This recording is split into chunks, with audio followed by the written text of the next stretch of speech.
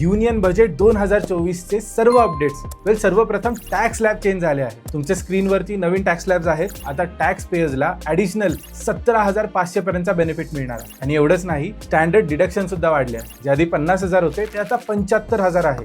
पेन्शनर्सला सुद्धा बेनिफिट मिळाला आहे. त्यांच्यासाठी डिडक्शन आता 25,000 पर्यंत दिले आहे, ज्याच्यामुळे त्यांची टॅक्सेबल अमाऊंट आता कमी होणार. आणि आता बोलूया स्टॉक मार्केट इम्पॅक्ट बद्दल. तर स्टॉक मार्केटमध्ये जे टॅक्सेबल रिटर्नसाठी एक्झाम्शन दिलं जायचं 1 लाखाचं, ते आता 1.25 लाख झालं आहे.